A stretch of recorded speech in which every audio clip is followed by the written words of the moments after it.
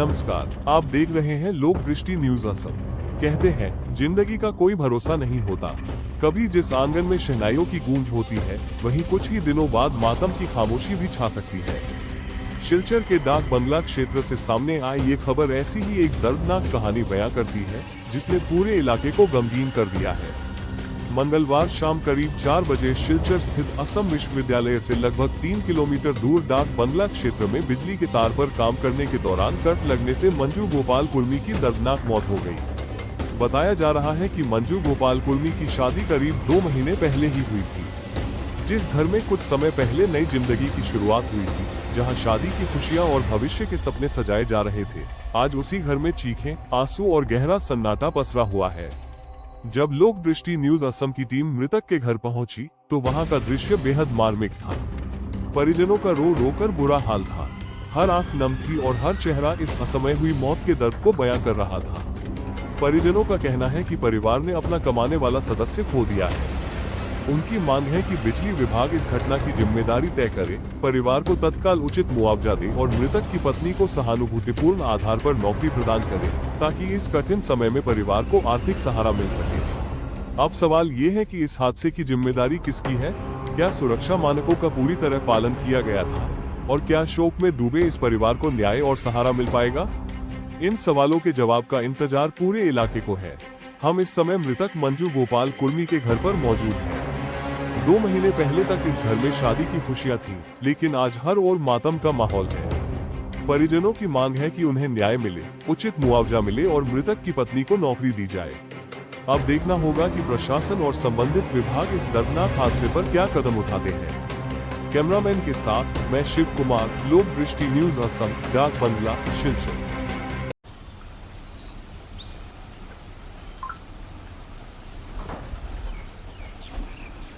আমার নাম মোহন কুর্মি। আপনার মানে কি ঘটনা হয়েছে আপনার আমার ছেলের সাথে? ঘটনা হয়েছে, আমার ছেলে কারেন্টে অ্যাক্সিডেন্ট হয়েছে, মারা গেছে।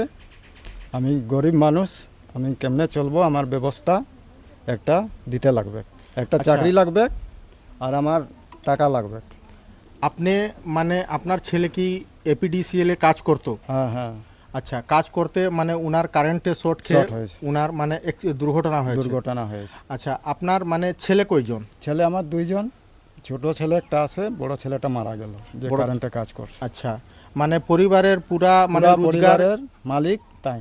আচ্ছা, আমরা তো বুড়াই গেলাম, এখন তাইন গেল গিয়ে, এখন আমরা চলতাম কেমনে? আমরা এইটা একটা ব্যবস্থা জরুর আমার লাগবে। আমার ছোটো লেখার নামে হোক, বইয়ের নামে হোক, একটা চাকরি লাগবে আর আমার একটা পয়সা লাগবে। আচ্ছা, এখন পর্যন্ত কি এপিডিসিএল এর কোনো মানে কার্যকর্তা আপনাদের বাড়িতে আসেছেন নাকি খোঁজ খবর নিতে? আজকে 12টা একটা টাইম দিয়েছে, আজকে তারা আসবে। কালকে আমরাকে বলেছেন যে তোমরা কাজটা শেষ করো, আমরা কালকে অফসর মতন যাব, যাই করে তোমাদেরকে আমরা এটা করব, কিছু একটা করতে হবে। ঠিক। আমার নাম হলো অপুচন্দ্র দাস, আমি এখানে সমাজসেবক হিসাবে কাজ করি। কালকে যখন ঘটনাটা ঘটেছে, পরশুদিন ঘটেছে ঘটনাটা, কালকে পর্যন্ত কালকে ওনাদের সঙ্গে আমাদের কথা হয়েছে, যত সময় এপিডিসিএলের লোক আসবে না তত সময় আমরা লাশ নিয়ে যাব না, শ্মশানে যাব না। তখন ওনাদের কোনো ইঞ্জিনিয়ার আমাকে ফোন করেছিল যে দাদা আপনি এক কাজ করুন, শ্মশানে নিয়ে যান, আমি আসছি 40 মিনিটের মধ্যে। কিন্তু আজ পর্যন্ত এখন পর্যন্ত 40 মিনিট ওনার যায়নি। আমাদের ডিমান্ড ছিল ওনাদের কাছে, আমি কালকে বলেছি, কোন ইঞ্জিনিয়ার বলেছে, কোন অ্যাসিস্ট্যান্ট এসডিও বলেছে, আমার সঙ্গে কথা হয়েছে ফোনে। আমি ওনাদেরকে বলেছি শুনুন, যত নিয়মিত এসিবিতে আমিও অনেকদিন কাজ করেছি ক্যাজুয়াল লাইনে, কিন্তু নিয়মিত যখন অ্যাক্সিডেন্টটা হয়েছে তৎপর এখানে হাইকমান্ড, আপনার এসিবি ডিপার্টমেন্টের হাইকমান্ডে আসার প্রয়োজন ছিল, কিন্তু এখন পর্যন্ত কেন আসেনি? বলছে একজন ছুটিতে আছে, একজন কোথায় আছে, একজন করিমগঞ্জে আছে, একজন কি আছে, কোথায় আছে, ওদের যে যেটা বলছে ধামাচাপা ঘুষ দেওয়া হচ্ছে। তখন আমি বললো যে আমাকে বললো যে আপনারা কী চান এখন? বলে কী চাই? তদনগদ কমপক্ষে 1 লক্ষ টাকা ওর অন্তিম সংস্কারের জন্য দেওয়া উচিত ছিল। তারপর ওর খবর নেওয়া ছিল, রিটার্ন দিন আপনারা এসে, যে ওর ঘরে যে 2 মাস আগে ওর বিয়ে হয়েছে, ওর স্ত্রীটা খাবে কী করে? কমপক্ষে ওর ছোটো ভাই হোক বা ওর স্ত্রী হোক, যে কোনো একজনকে ওর ফ্যামিলিতে একটা ঝাড়ু দেওয়ার চাকরি অন্তপক্ষে দেখ, যাতে ওরা ডাল ভাত দুটা খেতে পারে। এই নিয়ে আমরা শুরু করেছিলাম, কিন্তু বৃষ্টির কারণে আমরা রাস্তা যেতে পারি নাই। আমরাও দুর্ভাগ্য, কিন্তু আমাদের এখনও এটাই জবাব যে ওর যে শ্রাদ্ধ অনুষ্ঠানের আগে এসিবি যদি হাইকমান্ড না আসে, ওদেরকে কোনো ধরনের সাহায্যের জন্য যদি আর্থিক সাহায্য না করে, তাহলে হয়তো আমরা আরও বৃহত্তর আন্দোলনে যেতে বাধ্য হব।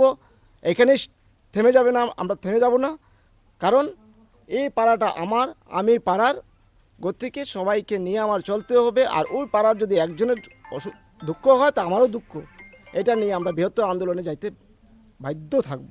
আচ্ছা দাদা, আরেকটা কথা আপনাকে জিজ্ঞাসা করছি, মানে যে সময় ঘটনাটা হয়েছিল এই সময় কি আপনি ওখানে উপস্থিত ছিলেন? না, ওখানে তখন আমি উপস্থিত ছিলাম না। তখন আমি আয়রংমারা থেকে আসতেছি আমার বাইক নিয়ে। তখন আসার সময় দেখে এসেছি আমি খুঁটির উপরে। কিন্তু একটা প্রশ্ন আমার কাছে আসছে, যদি কারেন্টে খুঁটিতে উঠতে হয়, আমি জানি না, তারপরে আমি বলছি সন্ধ্যের মধ্যে, যদি পোস্টে উঠতে হয় তাহলে পার্মানেন্ট স্টাফ উঠতে হয়, ক্যাজুয়ালকে উঠানোর কোনো গাইডলাইন নিয়ে নাই। তারা ওরা ক্যাজুয়ালকে কেন উঠায়? ওদেরকে কোনো অ্যাপার্টমেন্ট দেওয়া হয়েছে?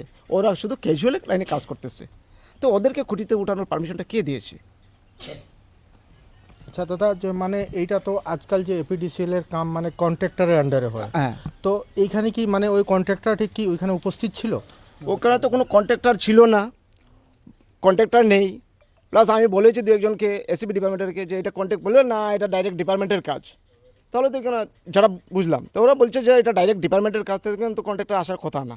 আমি কন্ট্রাক্টরকেও নাম মেনশন করছি না, আর ডিপার্টমেন্টকেও মেনশন করছি না। আমি মেনশন করছি AGM, GM, SDO, engineer, junior engineer, ওরা একজন ব্যক্তি অন্ততপক্ষে ওরা কালকে আসার কথা ছিল। এখন পর্যন্ত ওরা একজন ব্যক্তি কেন উপস্থিত হয়নি? এটা কি চলছে এইটাই আমরা বুঝতে পারতেছি না এখন পর্যন্ত। এরপরে শুনলাম, আমাকে বললো যে ওদেরকে গাড়ি ভাড়া আপ ডাউনের জন্য ওকে 5,000 টাকা দেওয়া হয়েছে।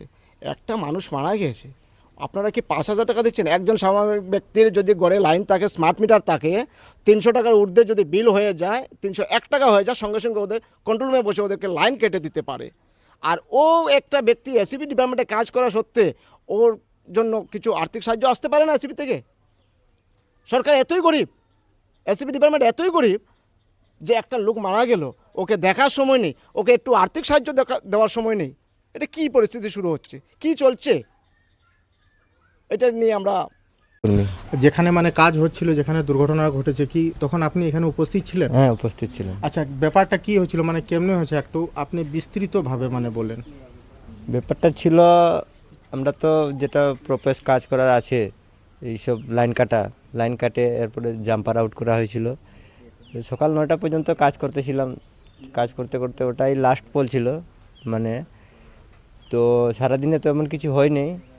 এরপরে বিকাল 4টার সময়, 4টা 4:30 হবে, এই টাইমে হঠাৎ করে দেখলাম ও শর্ট হয়ে গেছে। এরপরে তো আমরা সঙ্গে সঙ্গে বাসুস দিয়ে ওকে গিরার পরে প্রেসার করলাম, শ্বাস চলেছিল, দাঁত লেগেছিল। ও সঙ্গে সঙ্গে গাড়ি দিয়ে ওকে হসপিটাল নিয়ে গেলাম। হসপিটাল নেওয়ার পরে তো ডাক্তার চেক আপ করে বলছে ও নেই। এরপরে আমরা তদন্ত করলাম যে লাইন তো সব কাটাই ছিল, চেক করলাম তো দেখা যাচ্ছে এটা ইনভার্টার নাইলে ইউপিএস থেকে ব্যাক এসেছিল কারেন্ট। ইনভার্টার নাইলে ইউপিএস থেকে ব্যাক আসেছে, মানে এটা আপনি মানে পুরো শিওর বলতে পারছেন? হ্যাঁ, আমাদের যেটা কাটা যে লাইন, ওটা তো পুরো কাটাই ছিল, সারাদিন কাজ ওই লাইনেই করছেন। এটাই। ঠিক আছে, আপনার নামটা আরেকবার বলেন। বসন্ত কর্মী। বসন্ত কর্মী। হ্যাঁ। ঠিক আছে, ধন্যবাদ।